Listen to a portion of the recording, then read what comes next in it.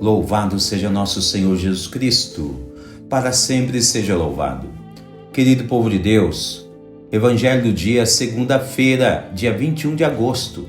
O Senhor esteja convosco, Ele está no meio de nós. Proclamação do Evangelho de Jesus Cristo segundo Mateus. Glória a vós, Senhor. Naquele tempo, alguém aproximou-se de Jesus e disse: Mestre, que devo fazer de bom para possuir a vida eterna? Jesus respondeu: Por que me perguntas sobre o que é bom? Um só é o bom. Se queres entrar na vida, observa os mandamentos.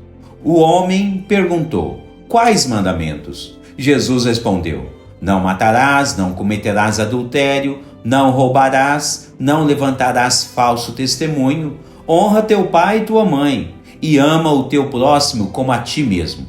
O jovem disse a Jesus: Tenho observado todas essas coisas. Que ainda me falta? Jesus respondeu: Se queres ser perfeito, vai, vende tudo o que tens, dá o dinheiro aos pobres e terás um tesouro no céu. Depois vem e segue-me. Quando ouviu isso, o jovem foi embora cheio de tristeza, porque era muito rico. Palavra da salvação. Glória a vós, Senhor.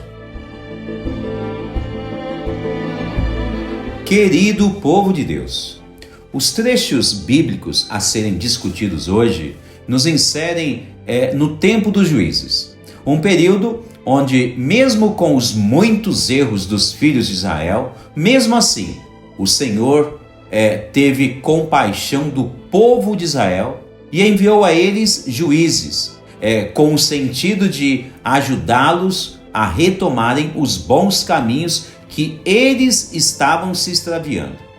Vejam que a primeira leitura de hoje assinala que os filhos de Israel se perverteram, cultuando deuses estrangeiros e praticando a idolatria. A grosso modo, idolatria é tudo aquilo que o ser humano coloca no centro de sua vida, no lugar de Deus. Precisamente o que os filhos de Israel estão fazendo em suas vidas naquele período. O Catecismo da Igreja Católica diz no parágrafo 2112, diz assim, que o primeiro mandamento da lei de Deus condena o politeísmo e exige que o ser humano não acredite em outros deuses afora Deus, que não venere outras divindades afora a única. Ora, por esta ótica do catecismo, fica mais fácil compreender o que é a idolatria. A idolatria consiste em que o ser humano retire o Deus único e verdadeiro de suas vidas e passe a confiar em suas próprias forças. É como se virasse as costas para Deus, deixando Deus de lado e indo atrás de outros tipos de divindades que são falsas. Certamente que atitudes como estas, seja qual for os povos, seja qual for as culturas, qual for as pessoas em qualquer tempo da história, atitudes como estas desagrada totalmente o coração santíssimo de Deus. Por isso, o ser humano ele fica vulnerável e seus empreendimentos começam a se autodestruírem. Foi exatamente o que aconteceu com os filhos de Israel ao trocar os cuidados do Deus único e verdadeiro de Israel por outras divindades falsas e que eram de outros povos estrangeiros. Qualquer pessoa que comete este tremendo erro em sua vida está sujeita a quedas atrás de quedas em sua vida e também em sua condição familiar. Contudo, a misericórdia de Deus é infinita e por isso, mesmo assim, Deus envia juízes aos israelitas para recolocá-los nos caminhos corretos naquela ocasião. Caminhos os quais devem ter como princípio seguir os mandamentos da lei de Deus. Vejam que este princípio, que nós estamos vendo na primeira leitura, é precisamente anunciado por Jesus no Evangelho de hoje, quando um jovem aborda Jesus e o pergunta a respeito do que ele deve fazer para possuir a vida eterna. Jesus diz assim: observe os mandamentos da lei de Deus. Veja só que esta mesma orientação de Jesus ao jovem, ela cabe também a todos nós neste tempo atual. Cada pessoa que se diz acreditar nos caminhos de Jesus deve ser fiel aos mandamentos da lei de Deus. Repare que o jovem, neste cenário do Evangelho, querendo se gabar de suas próprias vaidades, diz a Jesus que já observa os mandamentos de Deus em sua vida.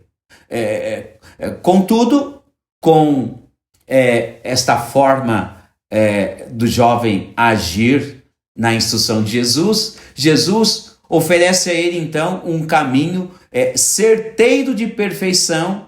Ele diz com um pouco mais de radicalidade que então ele pode vender os seus bens e depois segui-lo. Ora, o jovem, nesta ocasião, que aparentemente possuía muitos bens, ficou triste, diz o Evangelho, e resistiu ao chamado de Jesus em sua vida e voltou então para a sua vida ordinária, a sua vida habitual, cotidiana.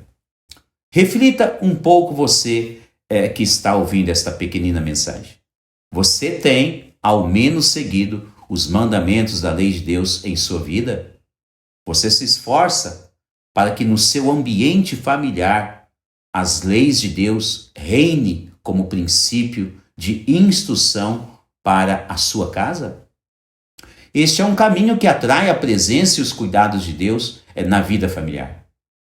Uma outra coisa, você teria coragem de vender os seus bens para entrar na vida eterna? Como Jesus está instruindo ao jovem. Veja que o jovem do Evangelho de hoje teve dificuldades em trocar os bens materiais pelos bens eternos. Você acha que valeria a pena esta troca ou não? Neste cenário, quem você acha que saiu perdendo? O jovem ou Jesus? Medite profundamente. Será que é difícil o ser humano trocar a vida terrena, os bens materiais desta vida, pela vida eterna? O que você diria aí no seu coração? Realmente é algo que somente a própria pessoa pode decidir. Temos aqui neste contexto um dos maiores dons que Deus concedeu ao ser humano, o livre-arbítrio. Deus não interfere em sua liberdade de escolha. Deus apenas incita as boas escolhas e os bons caminhos. Mas Deus nunca obriga ninguém a segui-lo e a servi-lo. Santo Agostinho, dentro deste cenário, alerta-nos e diz assim, que o jovem não seguiu a instrução de Jesus, pois ele estava aprisionado com os bens terrenos deste mundo. Ora, isso nos faz pensar que Jesus queria apenas libertar aquele jovem de seus apegos demasiados aos bens terrenos desta vida. Pense um pouquinho. Você tem algum apego excessivo nesta vida terrena?